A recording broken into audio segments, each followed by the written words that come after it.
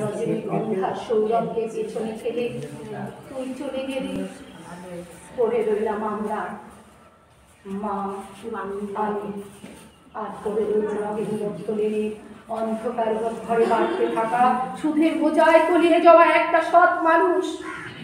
তোর বাবা, আমার বাবা। দিদি, তোর বাবুর্তি গয়না আর দুধ সাদা রঙের ফ্রিজটার কথা মাকে বলা হয়নি কিছুতেই।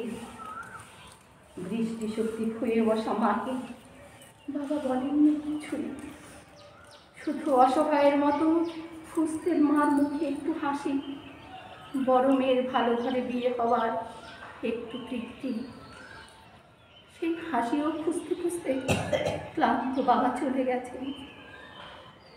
এখন নবম দত্ত লেনের ভাঙা ঘরে বসে মা আর আমি আনন্দেই আছি।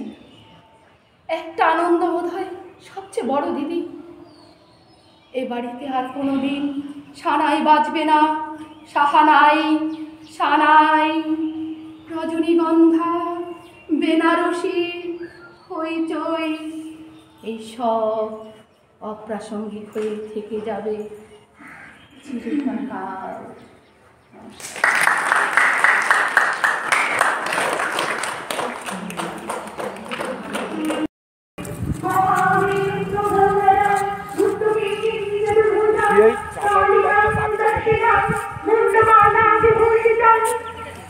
বিভৎসতা আমাদের মতো আমি বলে থাকবো, আর আমার এগিয়ে যাবার পথের দুপাশে মন্ডপে অসংখ্য সভ্যতার দেহ, প্রগতির দেহ, উন্নতির দেহ, সমাজের দেহ,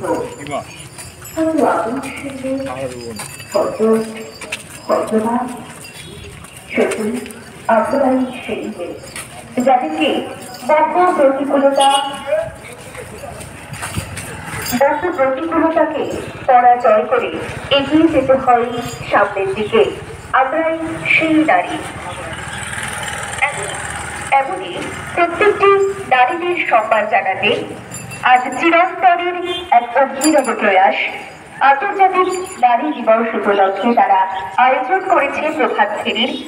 দলে দলে যে সমস্ত ব্যক্তিবর্গ আমাদের এই প্রভাত ফেরিতে অংশগ্রহণ করেছেন তাদেরকে আমরা জানাই অসংখ্য ধন্যবাদ। তার সঙ্গে সঙ্গে পথচলন্ত সাধারণ মানুষ যারা আমাদের এই প্রভাত ফেরি দেখছেন তাদেরকেও জানাই শুভ সকাল। তার সঙ্গে